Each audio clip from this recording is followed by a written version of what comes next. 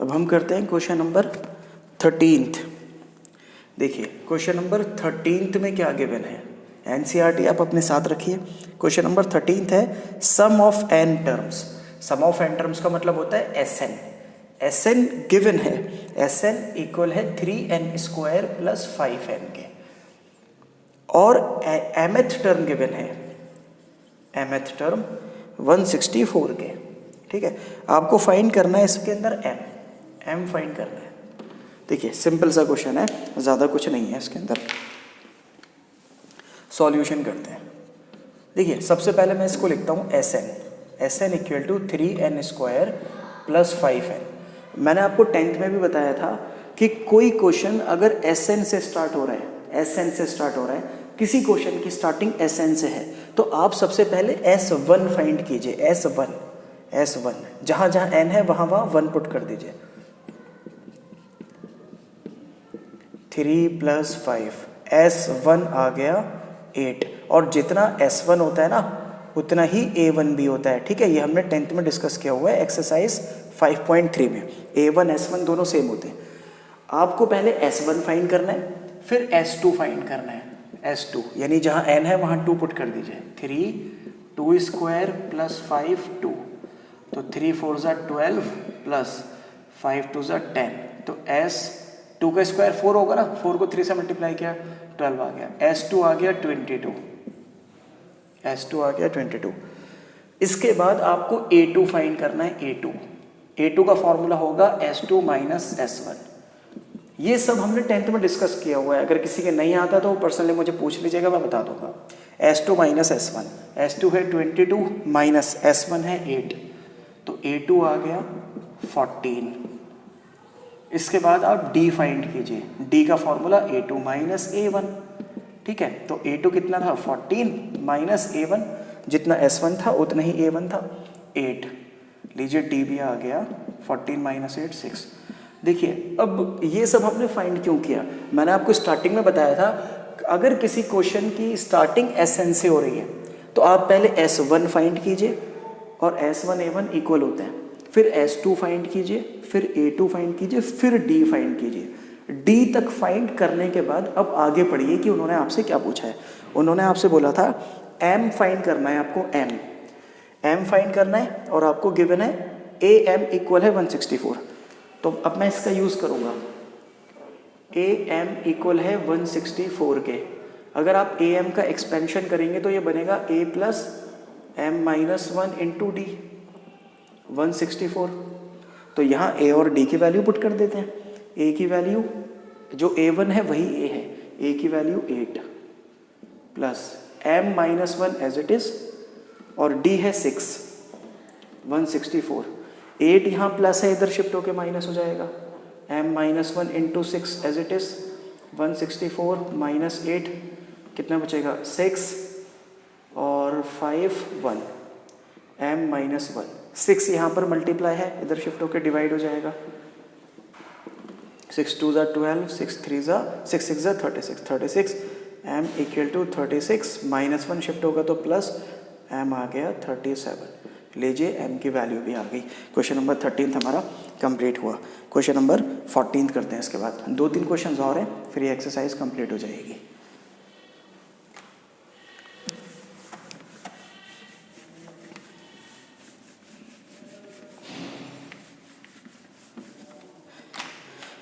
Question number 14। Question number 14 में बोला insert 5 numbers between 8 and 26। एक नंबर है 8 और एक नंबर है 26। इसके बीच में 5 नंबर्स आपने इंसर्ट कर दिए। आपने इसके बीच में 5 नंबर्स इंसर्ट कर दिए, 1 2 3 4 5। और जब आप इसके बीच में 5 नंबर्स इंसर्ट कर देंगे तो ये पूरी सीरीज AP बन जाएगी। तो बस आपको ये नंबर्स फाइंड करने, ठीक है। तो इन नंबर्स को फाइंड करने के लिए आपको ये पता होना चाहिए आपका कॉमन डिफरेंस क्या है, ठीक है। सॉल्यूशन करते हैं। देखिए ये सीरीज़ की फर्स्ट टर्म है, तो सीरीज़ की फर्स्ट टर्म को हम A बोलते हैं और A है 8। ये सीरीज़ की लास्ट टर्म है, सीरीज़ की लास्ट टर्म को हम AN बोलते हैं और AN है 26। हम AN का फॉर्मूला अप्लाई कर देते हैं। AN का फॉर्मूला क्या होगा, A + N - 1 into D equal to 26। A की वैल्यू पुट कीजिए 8 प्लस एन की जगह क्या आएगा, यहाँ पर कितनी नंबर ऑफ टर्म्स हैं 1 2 3 4 5 6 7, तो एन की जगह 7 आएगा, 7 माइनस 1 डी 26, 8 यहाँ प्लस है, शिफ्ट होगा तो माइनस होगा, 26 माइनस 8 18, 7 माइनस 1 हो जाएगा 6 डी, तो 6 यहाँ मल्टीप्लाई, इधर शिफ्ट होकर divide, d equal to 18/6, d कितना आ गया 3 आ गया। बस अब क्वेश्चन बहुत इजी है, आपको सेकेंड टर्म फाइंड करनी है। देखिए कॉमन डिफरेंस कितना है 3 है ना, इट मीन्स नंबर्स 3 3 3 प्लस होते चले जाएंगे। 8 के बाद यहाँ आएगा 11, यहाँ पर क्या आएगा 14, यहाँ 17, यहाँ 20, यहाँ 20 23 और यहाँ पर 26। ठीक है, आप इसको ऐसे भी कैलकुलेट कर सकते हैं कि ये आपकी सेकेंड टर्म है, ये आपकी A2 है। A2 का मतलब क्या होता है A प्लस डी, यही तो मतलब होता है ना। तो यहाँ A और D की वैल्यू पुट कर दीजिए, A था 8 प्लस D था 3, तो 11, तो A2 आ गया 11, हमने जिसको डायरेक्ट लिख लिया था।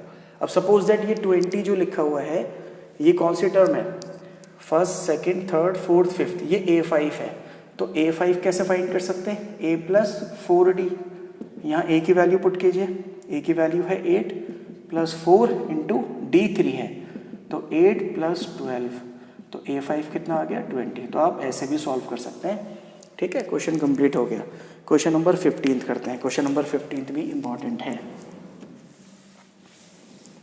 इस एक्सरसाइज के बस 2 क्वेश्चन और करने हैं, बल्कि हाँ वर्ड प्रॉब्लम्स वगैरह लास्ट ईयर ही इन्होंने हटा दी थी सिलेबस से। तो क्वेश्चन नंबर 15 और क्वेश्चन नंबर 16 कर लेते हैं, एक्सरसाइज पूरी हो जाएगी। रेड पेन कहाँ चला गया, रेड मार्कर, रेड मार्कर ये रहा। क्वेश्चन नंबर 15, देखिए क्वेश्चन नंबर 15 है a raised to the power n plus b raised to the power n upon a raised to the power n minus 1 plus b raised to the power n minus 1 equal to, अच्छा इन्होंने बोला is the am, यहाँ लिखा हुआ है question में is the am between a and b। am समझते हैं ना क्या होता है, am है एरिथमेटिक मीन, a और b का एरिथमेटिक मीन। एरिथमेटिक मीन का फॉर्मूला क्या होता है, sum of observation upon number of observation. अब आपके पास 2 ही ऑब्जर्वेशन है a और b, तो अगर आप एरिथमेटिक मीन का फॉर्मूला लगा देंगे तो ये बनेगा a plus B upon 2। 2 observation हैं तो 2 से डिवाइड करेंगे। तो इन्होंने बोला ये जो वैल्यू है ना एरिथमेटिक मीन के इक्वल है, इट मीन्स ये इक्वल है a प्लस बी अपॉन 2 के। अब आपको n की वैल्यू फाइंड करनी है। ठीक है, सॉल्यूशन करते हैं इसका। देखिए फर्स्ट स्टेप क्रॉस मल्टीप्लाई कीजिए, क्रॉस मल्टीप्लाई 2 की मल्टीप्लाई इन दोनों से, 2 को पहले ए एन से मल्टीप्लाई करेंगे तो 2a raised to the power n plus 2b raised to the power n equal to, अब मैं इसको पहले लिख देता हूँ, ये ऐसे लिखा जाएगा a plus B a raised to the power n minus 1 plus b raised to the power n minus 1। इसके बाद ये एज इट इज़। अच्छा हम ऐसा भी कर सकते हैं ना, ये 2a raised to the power n है, इसको 2 बार लिख देते हैं, a raised to the power n plus a raised to the power n, 2 बार लिख दिया। 2bn इसको भी 2 बार लिख सकते हैं, b raised to the power n plus b raised to the power n, कोई इशू तो नहीं है ना, 2 बार लिख सकते हैं। जैसे x प्लस x को हम 2x लिखते हैं, फिर हम 2x को x प्लस x भी लिख सकते हैं। इसी तरह a raised to the power n यहाँ 2 टाइम्स था तो इसको मैंने 2 बार लिखा, इसको भी 2 टाइम्स लिखा। अब इसको सॉल्व करते हैं। देखिए a की मल्टीप्लाई पहले इससे होगी, मैं यहाँ रफ में करके बताता हूँ। a की मल्टीप्लाई करेंगे आप a raised to the power n minus 1 से, इन दोनों की मल्टीप्लाई, इसके ऊपर पावर 1 है।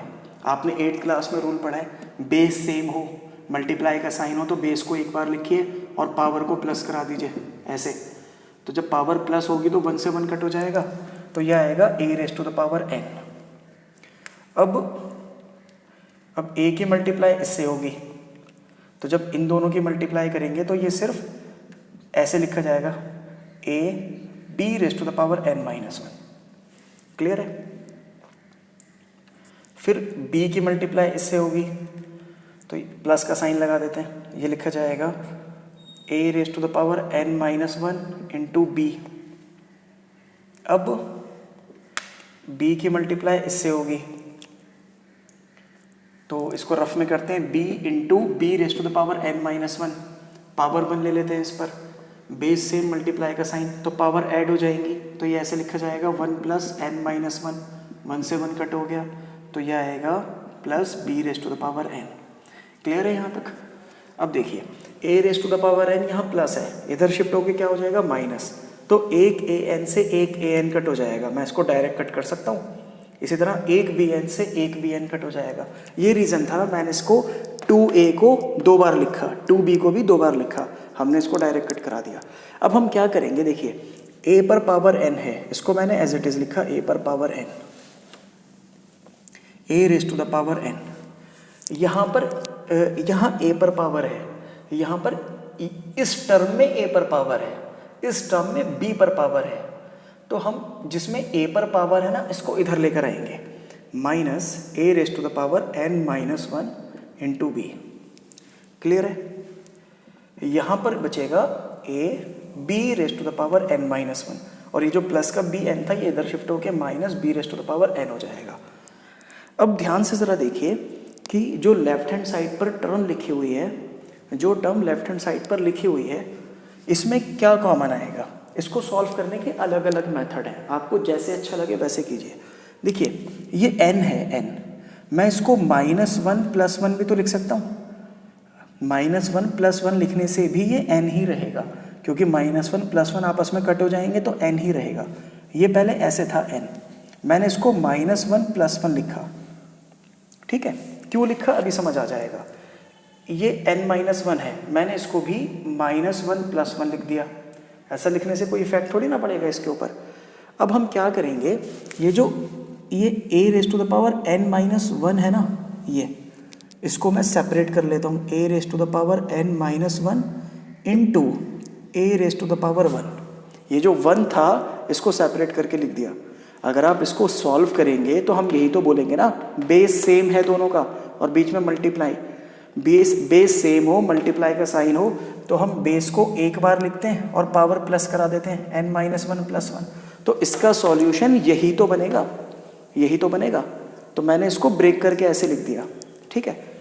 और ये जो लिखा है ये एज इट इज़ रहेगा, minus a n minus 1 into B equal to, यहाँ पर भी हम यही करेंगे, ये जो b raise to the power n minus 1 है ना, इसको सेपरेट करेंगे, ये एज इट इज़ आएगा a b raise to the power n minus 1 minus b raise to the power n minus 1 into b raise to the power 1।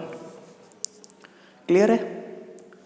अगर आप base same है, मैं आपसे कहूँ इसको सॉल्व कीजिए, तो आप कहेंगे सर बेस सेम है, तो बेस को एक बार लिखेंगे, मल्टीप्लाई का साइन है तो पावर ऐड कर देंगे, पावर हो जाएगी n माइनस 1 प्लस 1, तो ऐसे ही तो आएगी ना। तो मैंने इसको इसकी दूसरी फॉर्म में लिख दिया, b raise to the power n minus 1 into B raise to the power 1। अब अगर आप देखेंगे ना, ये टर्म और ये टर्म दोनों में आ रही है, ये कॉमन है, तो a raise to the power n minus 1 common, यहाँ बचेगा a raise to the power 1 को ना लिखें वो तब भी 1 है, माइनस b, और यहाँ से आप इस टर्म को और इस टर्म को कॉमन लीजिए, b raise to the power n minus 1, यहाँ बचेगा a माइनस b। क्लियर है ये वाला? ये स्टेप इंपॉर्टेंट था, I hope this is clear to you. तो अब आप देखिए ये दोनों ब्रैकेट सेम है, तो ये दोनों कट हो गए। अब हमारे पास क्या बच रहा है, a raise to the power n minus 1 equal to b raise to the power n minus 1, ठीक है? अब इसके साथ अगर इंटू 1 कर दें, 1 से मल्टीप्लाई कर दें, तब भी वो यही वैल्यू रहेगी, मल्टीप्लाई 1 आने से इस पर कोई इफेक्ट नहीं पड़ेगा। बट हमने मल्टीप्लाई 1 इसलिए किया है कि हम ये बोलेंगे कि ये टर्म यहाँ मल्टीप्लाई हो रही है, उधर शिफ्ट होके क्या हो जाएगी, डिवाइड हो जाएगी, ये ऐसे आ जाएगी a raise to the power n minus 1 upon b raise to the power n minus 1 equal to 1। अब इस पर भी पावर n माइनस 1, इस पर भी पावर n माइनस 1, तो हम ऐसे कर सकते हैं a अपॉन b पूरे पर power n minus 1 equal to, यहाँ 1 है, इस 1 को हम चेंज करके ऐसे लिख सकते हैं a upon b raise to the power 0, क्योंकि किसी भी टर्म पर, किसी भी टर्म पर, नंबर पर, वेरिएबल पर पावर 0 होती है तो उसकी वैल्यू 1 ही होती है, तो 1 की जगह हमने ये टर्म लिख दी। ऐसा लिखने से क्या होगा, बेस दोनों सेम हो गई, बेस से बेस कट हो जाएगी, हम बोलेंगे it implies n-1 equal to 0। अगर पावर इक्वल लिखी है हमने, पावर तभी इक्वल लिख सकते हैं जब बेस सेम हो, इसलिए हमने 1 की जगह a/b ही लिखा कि हम दोनों पावर्स को सेम शो कर सके। अब हमने पावर्स इक्वल लिख दी, -1 शिफ्ट हो जाएगा, +1 हो जाएगा, ये n की वैल्यू आ गई। I hope this is clear to you. अगर इसमें कोई डाउट हो तो आप लोग पूछ सकते हैं, ठीक है। इसके बाद नेक्स्ट क्वेश्चन करते हैं।